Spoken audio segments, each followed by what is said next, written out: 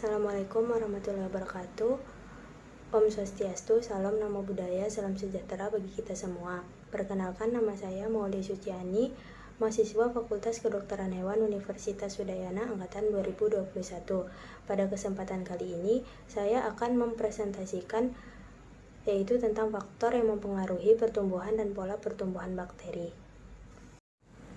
Sebelum melanjut ke topik pertumbuhan, ada baiknya saya sedikit perkenalkan tentang apa sih itu bakteri secara morfologi. Bahwa inilah morfologi sel bakteri. Organel-organel yang ada pada sel bakteri di sini secara lengkap kami gambarkan. Ada flagella, kemudian ada villi, kemudian ada dinding sel yang tebal. Juga di dalamnya itu ada membran, dan di dalam membran itu tersebar bahan inti. Nah, di luar sel ini kadang-kadang ditemukan kapsul.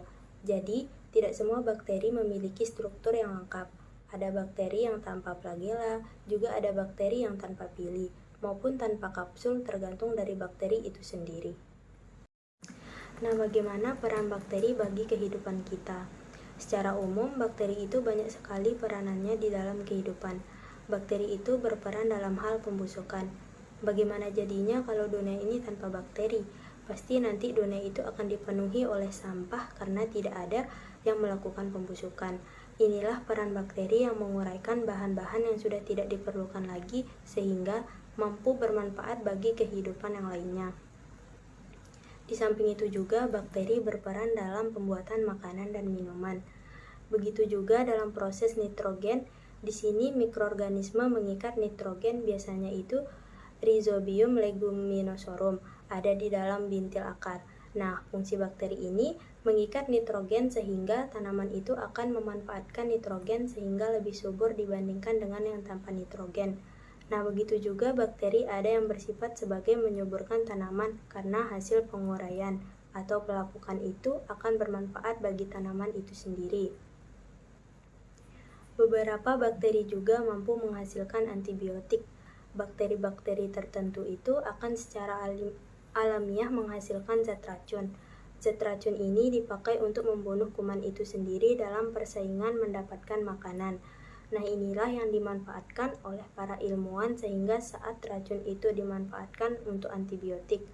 Nah, begitu juga perkembangan ilmu yang sudah semakin maju, maka bakteri juga dimanfaatkan untuk menghasilkan zat-zat kimia tertentu. Begitu juga dalam rekayasa genetik. Perannya sangat sudah kelihatan di mana bakteri juga mampu menghasilkan bahan-bahan yang diinginkan oleh kita melalui satu rekayasa genetika. Misalnya, insulin itu adalah hasil dari produksi Escherichia coli yang disisipkan genetik tertentu sehingga menghasilkan insulin. Nah, di samping itu juga ada bakteri yang merugikan. Bila kita mendiamkan susu dalam beberapa jam, maka lama-lama akan basi, kemudian daging juga akan busuk. Itu adalah peran bakteri.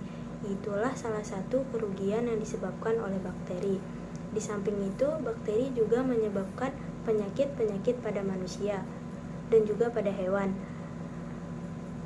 Jadi, sumber infeksi baik pada manusia, hewan, dan tanaman di mana kita menemukan bakteri. Bakteri itu ada di mana-mana, ada di laut, di gunung maupun di burung. Dia ada di mana-mana, bahkan di dalam mulut kita itu ada jutaan bakteri. Begitu juga kulit kita. Kemudian, pertumbuhan bakteri. Pada pertumbuhan umumnya tergantung pada kondisi dari makanan dan juga faktor lingkungan. Apabila kondisi sesuai dengan lingkungannya, maka dia akan tumbuh dengan cepat. Begitu juga sebaliknya, jika tidak sesuai maka bakteri itu tidak akan tumbuh. Pertumbuhan mikroorganisme bersel tunggal atau uniseluler berbeda dengan pertumbuhan pada multiseluler. Pada organisme bersel satu atau uniseluler, pertumbuhan ditandai dengan bertambahnya sel dari 1 menjadi 2, 2 menjadi 4, 4 menjadi 8, dan begitu seterusnya. Peningkatan secara eksponensial. Jadi, bukan bertambah ukuran, berbeda dengan bakteri atau tumbuhan ataukah makhluk hidup yang multiseluler. Apa saja yang diperlukan oleh pertumbuhannya? Pada dasarnya yang mempengaruhi pertumbuhan pada bakteri itu ada nutrisi dan faktor eksternal. Pada faktor nutrisi itu terdapat yang pertama itu ada air, garam anorganik, mineral, sumber nitrogen, sumber karbon, dan faktor pertumbuhan. Sedangkan faktor eksternal itu ada oksigen, suhu, pH, dan tekanan osmosis.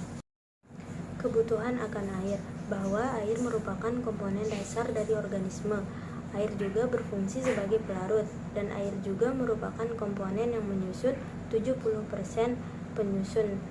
Itu biasanya paling banyak ditemukan di dalam sitoplasma.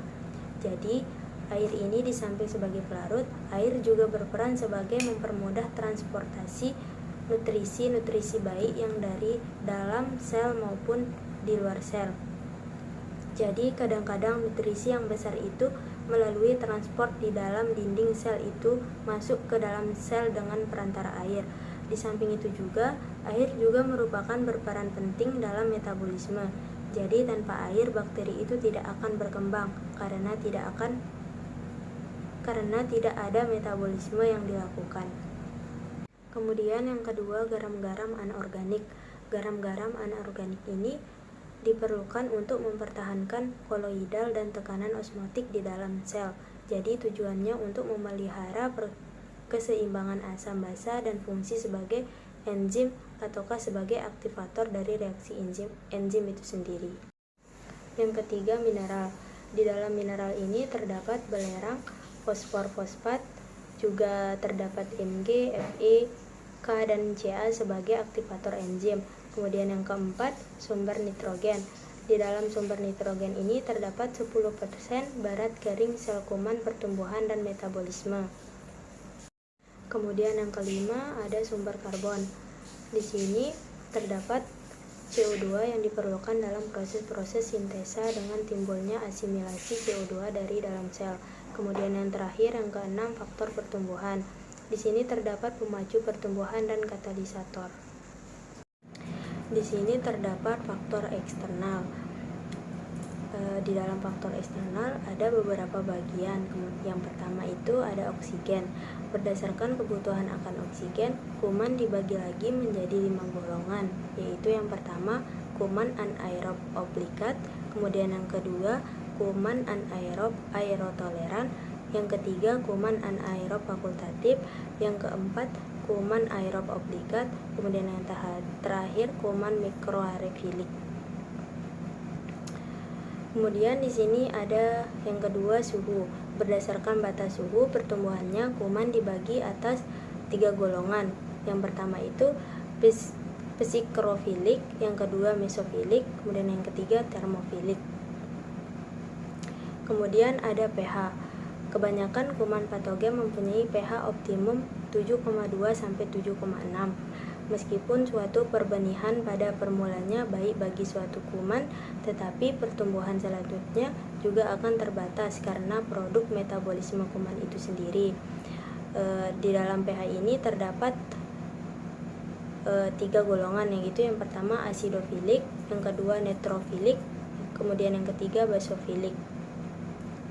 Kemudian yang terakhir itu ada tekanan osmotik. Tekanan osmotik ini dibagi menjadi 2 golongan. Yang pertama itu halofilik. Halofilik ini adalah kuman yang memerlukan kadar garam tinggi untuk pertumbuhannya. Kemudian yang kedua osmofilik. Osmofilik ini adalah kuman yang dalam pertumbuhannya memerlukan tekanan osmotik yang tinggi. Pada pertumbuhan bakteri, pembelahan biner aseksual pada media biakan akan pola pertumbuhan bakteri menyerupai kurva seperti gambar berikut. Di sini saya akan menjelaskan tentang pola pertumbuhan bakteri. Kurva pertumbuhan bakteri dapat dipisahkan menjadi 4 fase utama, yaitu yang pertama fase lag atau adaptasi. Mikroba yang dipindahkan ke dalam suatu medium mula-mula pasti akan mengalami suatu adaptasi ke lingkungannya, di mana terjadi peningkatan komponen makromolekul, aktivitas metabolik, kerentanan terhadap zat kimia, dan faktor fisik masih terjadi. Lamanya fase adaptasi ini dipengaruhi oleh beberapa faktor, di antaranya yang pertama, medium dan lingkungan sekitarnya atau tempat bakteri ini akan tumbuh. Jika medium atau lingkungannya sama seperti lingkungan, maka waktu untuk adaptasi tidak lama. Namun, jika nutrien atau kondisi lingkungan yang baru berbeda dari sebelumnya, maka memerlukan waktu lama untuk beradaptasi. Kemudian yang kedua ada fase eksponensial.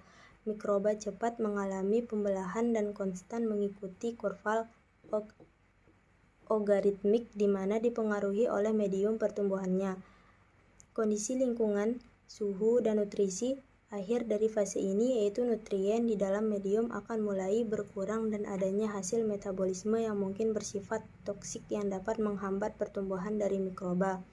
Kemudian yang ketiga, fase stasioner. Jumlah populasi sel tetap dikarenakan jumlah sel yang tumbuh sama dengan jumlah sel yang mati. Karena kekurangan zat nutrisi, sel kemungkinan mempunyai komposisi yang berbeda dengan sel tumbuh pada fase eksponensial.